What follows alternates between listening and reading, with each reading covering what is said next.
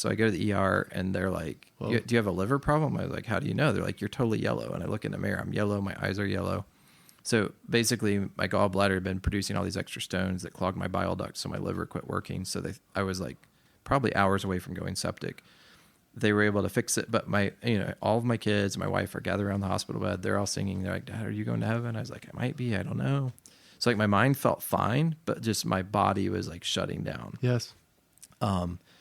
So at that point, I'd been in building mode, buying, acquiring, building, using all the income, giving to ministries and stuff, but using a big chunk of it to buy millions of dollars of new assets every year. Yes. And I was kind of like, okay, what's the purpose? I mean, I want to employ lots of people and I want to use this for kingdom work. But so since that point, I've sold, this is the first time I sold several businesses. I sold a couple of our bigger properties, and just my focus now is, if the Lord gives me 80 years, like, okay, now I want to take what I've learned and try to share it with other people. Are you a hardworking dad, juggling family responsibilities while dreaming of building wealth through real estate? Welcome to the Invested Fathers Podcast, where we explore how to balance investing and fatherhood. I'm your host, Kenny Johnson, founder of East West Capital. Over the past 5 years, I've been buying real estate to free up my time and secure my family's future. Now I'm here to help you do the same. Join me as we navigate the real estate world together, building wealth and strengthening our families. As my grandma always said, East West, home's best. Nathan Crockett, everybody, thank you so much for just hanging out today. We're in my friend's garage right now. If you're not watching, there's guitars, there's a plant, there's a smoking, what are those called? Jared? I think it's called a diffuser. Diffuser. Okay, there's a diffuser behind me. It smells great, and I feel very healthy. So we have with us Nathan Crockett. Nathan, how you doing? Doing well. Glad to be here. Thanks so much for just hanging out. Jared, if I bump something or do something wrong, you'll help me out, right? Oh, of course. Okay, Jared, tell everyone what you do. I'm just helping people out, really. But yeah, I'm photography, video, audio, visual, sound recording, that sort of thing. Yeah, so it sounds awesome. So thanks so much, Jared. My pleasure. All right, so Nathan Crockett, Dr. Crockett. I don't even, how are you? Nathan is fine. I was in college about 15 years ago, I think is around that time. Graduated in 2010. So Dr. Crockett, Nathan here, was my Bible teacher. Yep. And I didn't say this earlier. We've been kind of talking for a little bit already, but some really earlier memories that did stand out for me as I was recounting our journey together. You were very mindful and intentional about remembering people's names. And I'm sure that hasn't changed because I feel like that's one of your core aspects, is just being genuine in your connections. And that stood out to me. So anyway, thank you for being here today. How's everything going in your world? Yeah, it's been great. And I was telling Abigail yesterday, she was asking me what I was doing today, and I was telling her, and I think she remembered you a little bit. She's like, I'm trying to remember. I said, I think he's probably about 35 or so. So when you said 36, I was like, okay, I got the right frame. I'm not as good at remembering names as I used to be. I feel like having kids of my own, and the older I get, it gets harder to remember names. But yeah, I still love teaching. It's kind of some of my business associates are like, why do you still teach? I'm like, because I love it. That was going to be one of my main questions, was like, hey, for those that don't know, Nathan here has 19 businesses. I saw that on your LinkedIn, but maybe it's 20 or 21 by now, since I checked it a few weeks ago. And they're not just, little one-off small businesses. They're really, from looking over your Seven Crockett's website, very robust businesses. So, time is very important to you, and it's probably one of your most precious resources that you have. So you are still teaching, and you love it. What do you love about teaching? Yeah, I think it helps me feel young. Like, I'm 44. I probably look old for my age. Everyone thinks I'm older than my brother Josh. He's like a year older than me, but looks 10 years younger than his age, and I like 10 years older than my age. So, but I love the energy of students, and it keeps me learning. And then it's been, I mean, a side benefit has been we have several hundred employees and many of them are former students. So it's like you kind of, someone who does really well in the classroom is like, oh, wow, they'd be awesome at this job. And so I'm not trying to have any conflict of interest, while they're a student or whatever, but it's a really nice kind of feeder for a lot of our businesses as well. But I love it. Yeah. Let me ask you about some of the business life. Sure. Because I think the audience, for those that, again, aren't familiar with Nathan, give us a high level of like what you're doing, what you've done. I know we could probably talk about this subject for a very long time because you've done a lot, but what is your business background or experience? So I think God wired me kind of to be an entrepreneur from the time I was a little kid. I would go in a restaurant and think, well, if they did this differently, they could probably make more money, or why doesn't a shoe company make a shoe that does such and such? So I think a lot of us are just kind of wired that way. And I guess from a business standpoint, by God's grace, was able to work hard and graduate college debt free. So in high school, I wrote a computer program that I marketed to Christian schools to try to make some money that way. So even in high school, kind of had that bent. But I was a Bible major, went to seminary. My PhD was in theology. But when my wife and I got married, we were able, by God's grace, to buy a foreclosure house cash and then kind of fix it up. And so it all sort of started with real estate. So we've been married in December, it'll be 20 years. So we've acquired 2 to 3 properties a year pretty much. So it puts us at over 40 pieces of real estate, 8 or 9 commercial now. So some shopping centers and some big warehouses and then a bunch of residential. A lot of the residential is land. So some big pieces of land. And by God's grace, most of that was in the Greenville area. So it's really, instead of your typical 6 or 7% appreciation, it's been probably 25 to 30% appreciation. So that the real estate was kind of the foundation of it. And then about a dozen years ago, we started Crockodoodles. I was wearing suits to teach every day, and you didn't want dogs that shed on your suit all the time. So a friend of mine said, you need to get a golden doodle. They're friendly like golden retrievers, but they don't shed because of the poodle. And we looked and we looked and we looked, and we couldn't find a reputable breeder. So I feel like the genesis of it was kind of, I want to be the breeder I can't find and just raise pups in my home and do it the right way. And so then, I had a connection that helped me get a champion bloodline, golden doodle and poodle. And so we had 2 great dogs, male and female.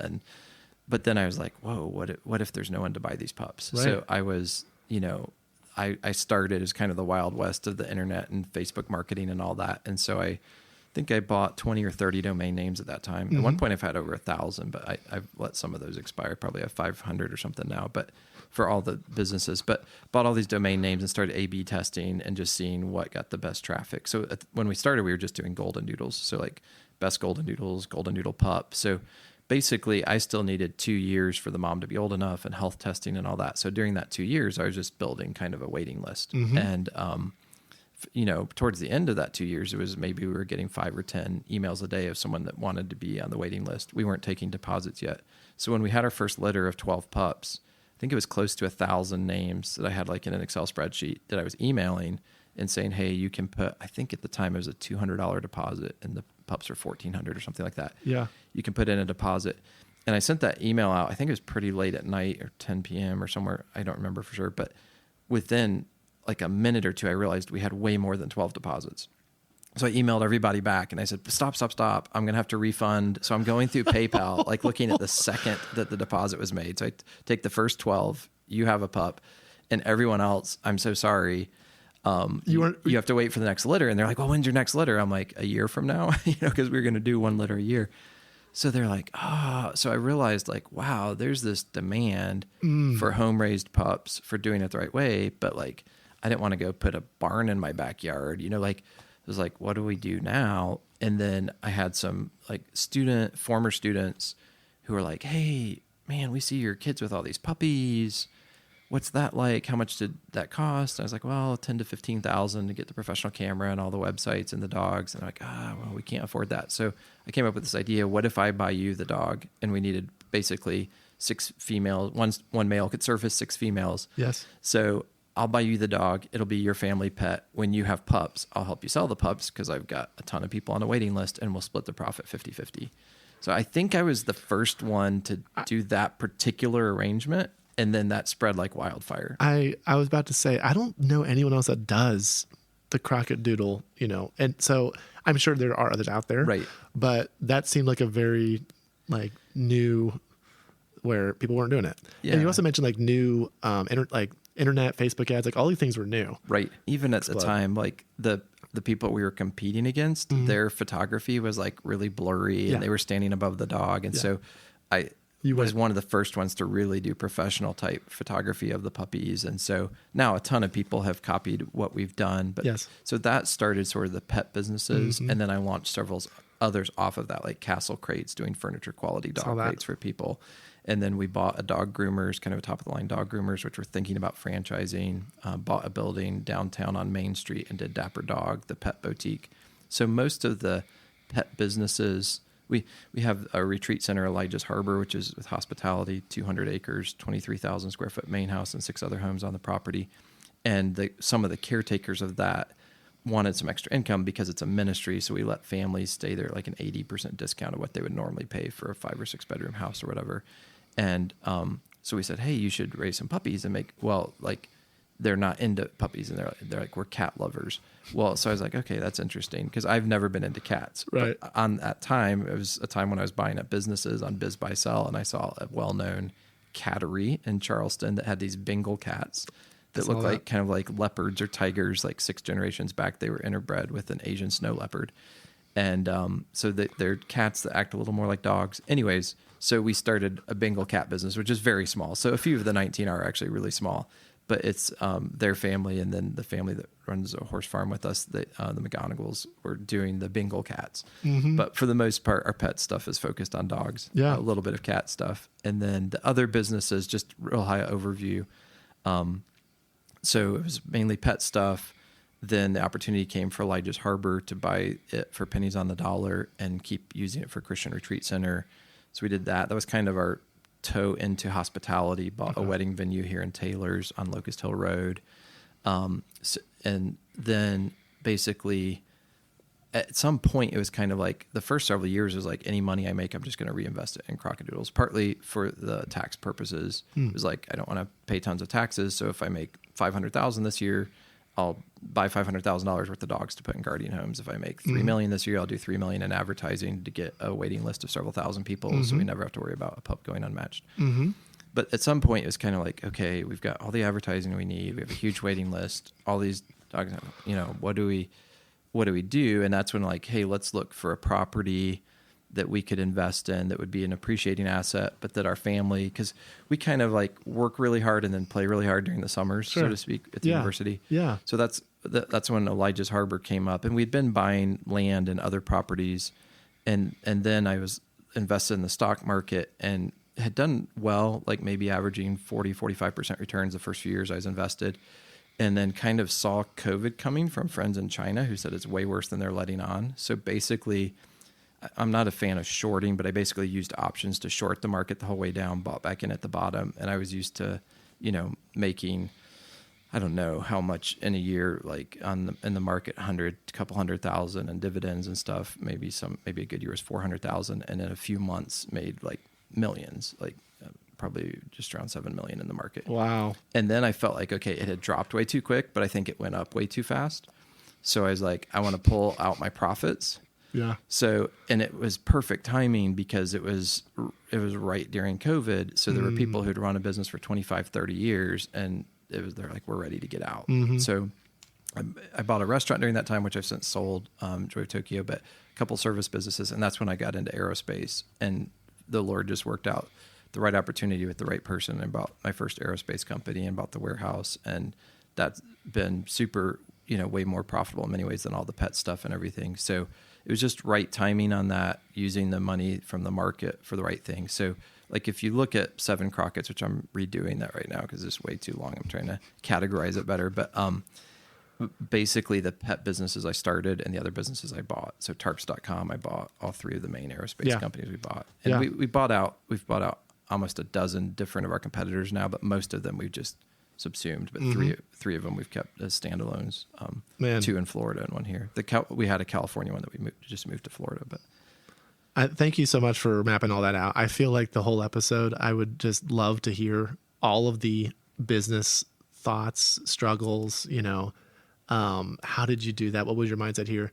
For sake of time, we're going to switch to family mode. Absolutely. But I would much rather talk about family. We'll bring you on. We'll have like a 5-part series. Yeah. So this is just part 1 now.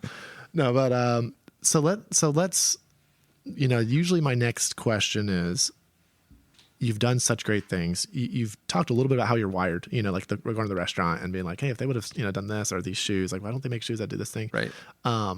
What was it like growing up in your household? Is this something like from your dad, or, you mentioned brothers, Yeah. How did your life at the Crockett family influence you today? Yeah, great question. So my dad was a pastor, uber creative. He had been a speech major at Bob Jones and then head of the speech department at Maranatha, been in evangelism, and a pastor who was like an incredible storyteller, total extrovert. And so very, very creative. My mom had grown up in Holland. Her dad was Dutch. Her mom was Swiss. They'd met in the U.S. and moved back to Holland as missionaries. I wish I'd grown up speaking Dutch, but she never really spoke Dutch to us. But she was super frugal and had really quite the mind for math. And like her mom, I think, spoke 6 languages and was learning a 7th when she passed away. So my mom had this very analytical, mathematical mind, and she balanced the checkbook and did all that. And my dad was just like super creative. So I think maybe I got a little bit of a combination of that I enjoy the numbers game and research and math, more like my mom, but enjoy creative, fun ideas like, hey, could you make a business doing this? Like my dad. But grew up in the ministry and in youth group preaching and things like that. And yeah. That influence of your parents. I didn't realize your dad was he was a pastor. Yes. And your mom, how did they meet? Like, was it like a missional type of, They met at Bob Jones. Okay. He was like, in all the plays, everyone knew him. Okay. Super outgoing. She like never said a word. He was like one of the quietest people on campus. Okay. And sort of the whole opposites attract thing. Okay. So they Excellent. met at Bob Jones. Yeah. Cool. We know a little bit more about the childhood per se. We talked a little about your wife, Abigail. Yeah.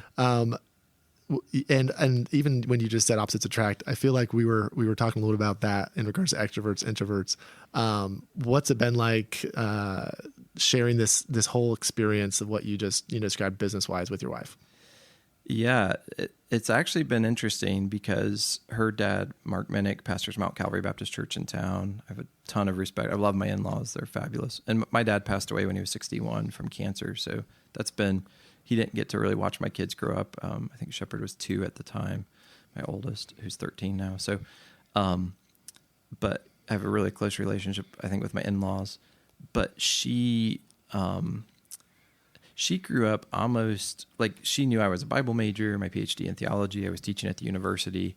So as the businesses really succeeded and the land increased in value and all that, it came as a shock to her and a little bit like, it's not like we were going out buying Lamborghinis or anything. We always drive used vehicles. But for one, she didn't want to know anything. So up until even recently, there are major properties we own that she's never even seen. I mean, to this day, she hasn't seen any of the Alabama shopping centers. So there's actually still, probably 10 of the 44 properties or whatever she hasn't even seen. But by like intention, like I don't want to see this because I don't want to know how big they are. And she didn't want the stress of it. Okay. So it's like, this is a lot for me to, yeah. I just don't want to know. And I think initially feeling, because the Bible says the love of money is the root of all different kinds of evil. It doesn't say money is, and there are people that had money in the Bible that used it for really godly purposes. But it was a little bit like, I don't think she ever felt this way because we have a close relationship, but almost like a bait and switch. Like I thought I was marrying a pastor, not a multi-millionaire who's going to have hundreds of employees. Right. Like I wasn't thinking about like you this. Changed on me. Yeah. You're right. This isn't what I was thinking. Like your success is maybe a turnoff. Right. Is that kind of what you're saying? Yeah. And even, and we've tried to be really careful, we don't give our kids an allowance. And it's like, because they're all like, well, I want to work in this business. I want to work in this business. And, 2 weeks ago, I was in Spain and working on some stuff for the World Cup and stuff like that. But I was at a resort with a guy who wants me to represent this resort in the U.S. It's a several thousand acre resort right on the ocean. It's beautiful. But his dad was from Germany, and had 5 kids, 3 boys and 2 daughters. And when his dad passed away, so he started this huge resort. And so, several thousand people at a time can stay there, but they sell homes, they do everything. But then they started a rental car company to service the resort. And then they started, all these people from other parts of Europe could come to Spain and they could get all your taxes done. And then they started a grocery store chain. And he basically had 5 major businesses, and he turned over one of each of them to his kids. So I have more than 5, but I'm actually trying to probably get out of the service business right now. So I would like to get more like a dozen. But we've thought before, like one of my kids is really like loves the soccer team in Europe, and one of the kids really loves pets, but I've always told them, like, it's not like if you start working in one of our businesses, it's going to be the exact same expectations for you as everyone else. Like, because we don't want them to be spoiled. Like the last thing I want to do is spoil my kids. And we've even thought through our will. One of the business faculty members told me years ago, he said, in your will, is everything left to your wife and kids? And I said, yes. And he's like, you need to rethink that. And I said, really? And he's like, what would you call somebody who did nothing and got millions and millions of dollars for doing nothing? And I was like, well, entitled, spoiled, it'd probably ruin them, like people that win the lottery. He's like, that's exactly what you're going to do for your kids. And I was like, oh, wow, I hadn't thought about that. So all that to say, even up until recently, our kids would come home and be like, man, half the kids in my class work for one of Dad's companies, or maybe probably not many, but a third or whatever. And like, are we rich? And my wife was, no, we're normal. We're just middle. Right. Like that's a fear. That's like, kids. And in her mind, because she didn't want to see anything. And because we try to give, like typically from the businesses, I won't take a salary or a very small salary, but then you get dividends and all this stuff. So at some point, within the past few years, I kind of talked to her and I said, I understand what you're saying. And I know you don't want to know everything, but I don't want them to later think we lied to them, because by most any standards that, I probably will pay more in taxes this year. I could walk down a whole hall in the faculty hall and I will pay more in taxes than all these people will make with their salary this year. So like, how do you... Is that what we want to do? Right. That's not a good use of our resources. Right. Yeah. So it's just like, okay. And we want to let them travel, for instance, but we don't want them to be spoiled. Like, but we don't want them to think everyone gets to travel all summer to all different places. So it's like, it is weird as a dad. Yeah. Like, how do I keep my kids as hard workers and work for everything they get and not be entitled for anything? But yet we want them in private school. We want them, we want to live in a safe neighborhood. Yeah. We want, that balance is difficult, I think. Well, I think this is really interesting because, one of my questions is going to be like, what are you striving for, business wise? Like, what's the future for Nathan Crockett? Is it like, hey, I'm kind of in like retirement mode. Like, I just want to I want to stop what I'm doing and just let things keep growing. And I'm okay with tapping the brakes. Most people I would think that are, have seen the success that you have, achieved are still going. Like, it's just like, this is who I am. Like, I'm just burning through stuff because I want to reverse the curse. I want to create, I want to help people, I want to serve. And it's just innate. So, I could see that dynamic being very difficult. Like I strive to do these great things. But I also want to be careful that our kids aren't just like, silver tongue, golden spoon kind of deal. Right. Yep. Absolutely. So we're probably going to get into some practical things of what you're doing about that. We'll just see if there's any more that, I wanted to make sure. Yeah. I think now just, I mentioned earlier, like the audience is, dads, and some are working, 9 to 5, and they're trying to figure out a way to maybe earn some more passive income or have their own sort of entrepreneurial start. Others are maybe totally happy with their income. Like, money's fine, but, they're trying to maybe make better use of their time, kind of lean into more of those like life value things that are really important. So speak to my audience there on everything that you've done. You're still a dad at the end of the day. You have 5 kids, you're a husband. What are some things that you're working on now that show this is how I'm sort of investing into my family? Yeah. That's a great question. I think by God's grace, and it didn't feel like this at the time, but it took us a while to get pregnant, and then we started with 2 miscarriages. So we actually feel like we have 7 kids, 2 in heaven and 5 here. And it looked like we were going to miscarry Shepherd as well. So partly because of that, I think from the time Shepherd was born, I've known like Abigail and Shepherd are my priority more than the businesses, more than anything else. Like this is by far, like if I'm sitting next to someone on an airplane and they ask me who I am, I want to start with my identity, Christ, and who I am as a dad before I start talking about businesses or, stuff like that. So I think just being grounded that way, and part of it, and this will be interesting as our kids get older, because I've always loved kids for as long as I could remember. Like I remember having the desire, this sounds weird, I had the desire to be a dad before I had the desire to be a husband. And not that I wanted it to happen in that order, but like as a 7th and 8th grader, I had a ventriloquist dummy, I did juggling, I did gospel magic. So I was teaching 5 and 6-year-olds when I was a 7th grader. So I always, like from as soon as we got married, I wanted kids. Like, some maybe dads are like, well, I'd like 1 kid or I want 2 kids. And I was like, I want as many kids as the Lord will give us, as many as I can talk my wife into having. So like, and she has always, like when I counseled at camps, I loved the junior weeks, and the teen weeks were like okay for me, but I didn't hit it off as well with them as the little kids. And she's been the opposite. She hated junior weeks. Okay. She's never been like to work in the nursery, but she loves teenagers. Okay. So that's been an interesting dynamic for us, that like just naturally, if we have friends over and the kids are out back on the basketball court or the soccer field or playing, at the trampoline, I want to go be with the kids. Cause like I just love little kids. Yeah. But as our kids get to be teenagers, like the older they get, the more she's like really loving that and taking them out for coffee and stuff like that. And I'm like hoping I built a good enough relationship with them as kids that I'm still going to be fine with them being teenagers, which I'm good with my 13-year-old son. Right, so, and like, he's really starting to get into golf, and I'm a horrible golfer, but I'm trying to do it because he likes it, Yeah. He's into hunting and fishing, all kinds of stuff I'm not really into. I think like one thing is whenever I've traveled, I mean, I feel a little hypocritical saying this because I was just in Spain and France without a kid, because the Shepherd was the only one who had a non-expired passport, and he had soccer tryouts for school, so he couldn't come. But that was maybe my first time, I think, in like 6 years to travel without my wife or one of the kids. Okay. So when I speak at camps, I bring a kid with me. But then whenever I'm home, I try to, almost always I'm the one who kind of puts the kids to bed. And so I have a particular thing that I pray with each of them every night.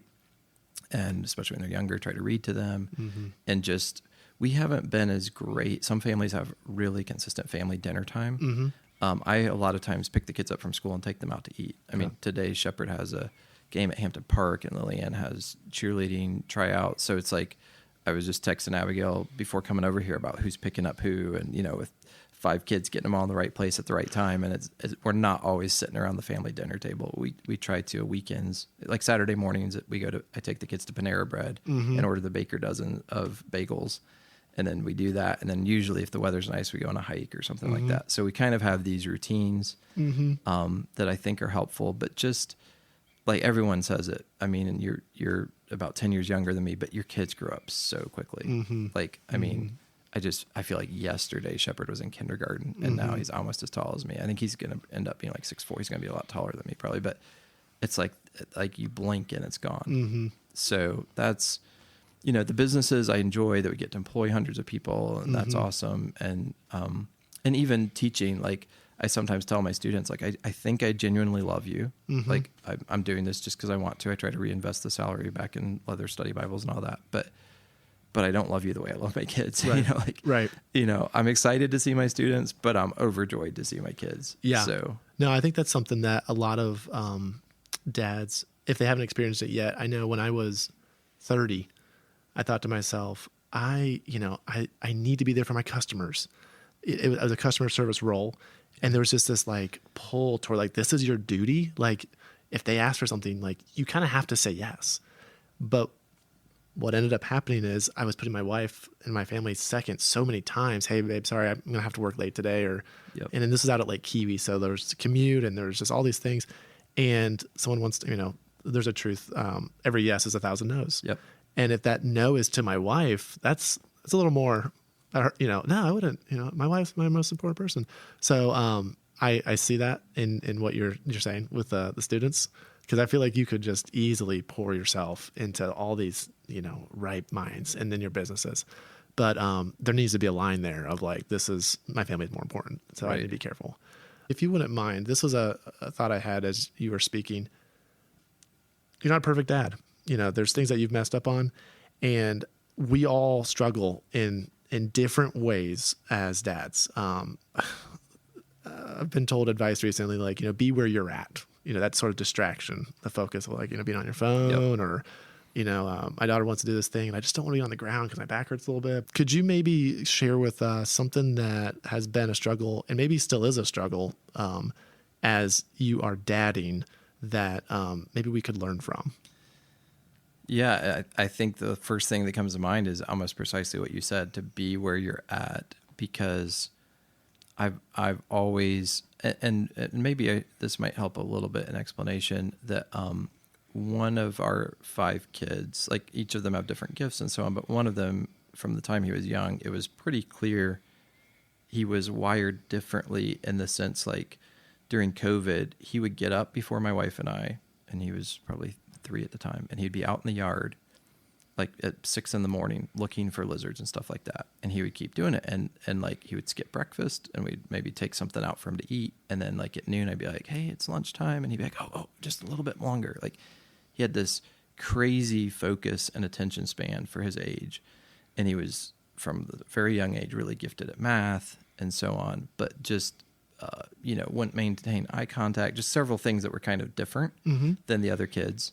And the other kids all did super well in school, and he would do like super well in like math, but then kind of struggled with reading or with behavioral issues, like always squeezing the other kids and stuff, like this big bear hug, but he was really big for his age. And so just last year or the year before last, I think his kindergarten year, his teacher came to us and said, now, how are you treating his autism? And we're like, whoa, what? And she's like, oh yeah, I've been teaching for 35 years and hit the hyper focus. And well, she wasn't sure if it was autism or ADHD, but she's like, on the one hand, you could give him a job to do and he could do it for 5 hours in a row. But on the other hand, like he just blurts things out in class, or, he's just so much bigger than the other kids. He can run over them on the soccer field and stuff.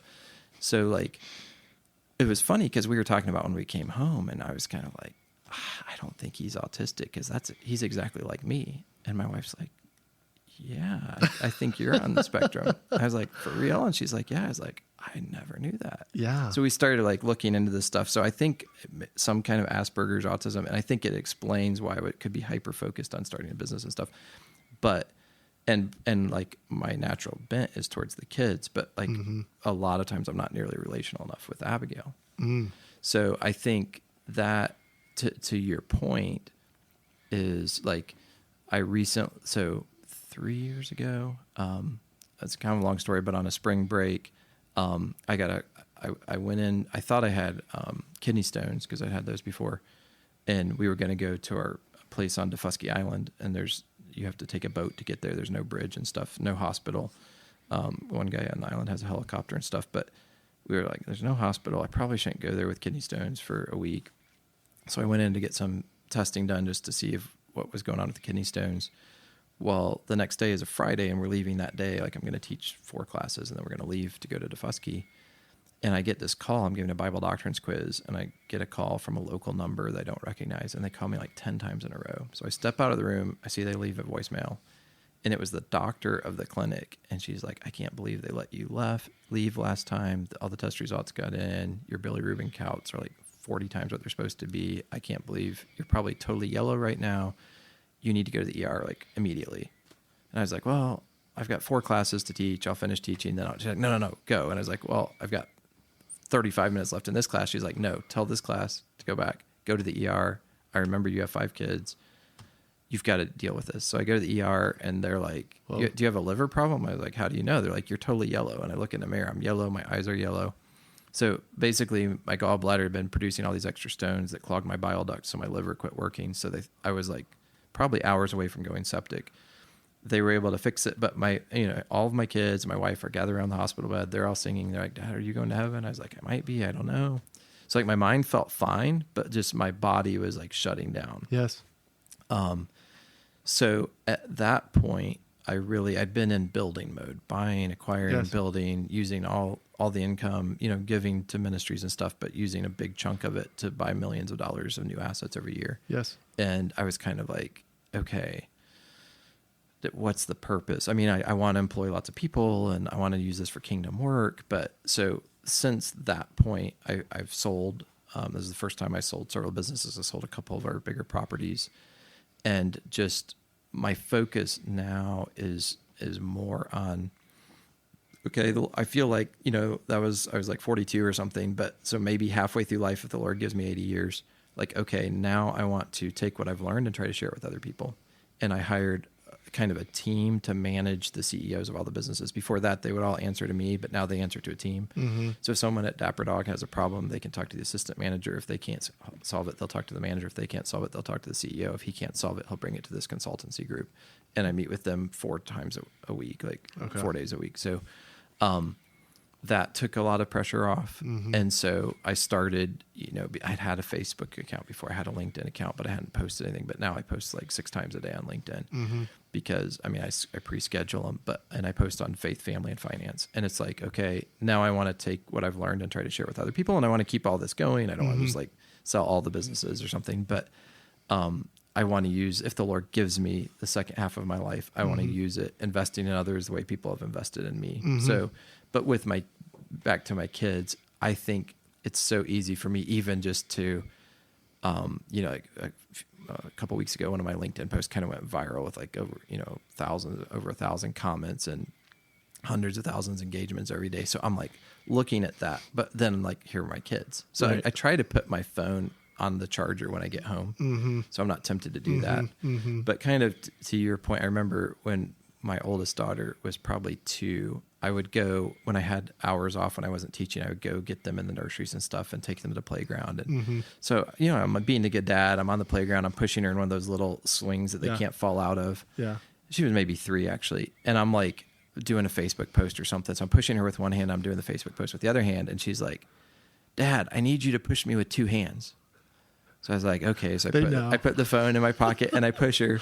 And I was like, why do you want me to push you with 2 hands? And she's like, because I want you to play with me and not look at your phone. Oh, that's the. She's like, isn't that the? Just and I was like convicted, like, wow, boom. Yeah. She was like a toddler, and she gets it. Man. Like she knew. Absolutely. I was pushing her. I was kind of talking absentmindedly, but I was actually doing a Facebook post.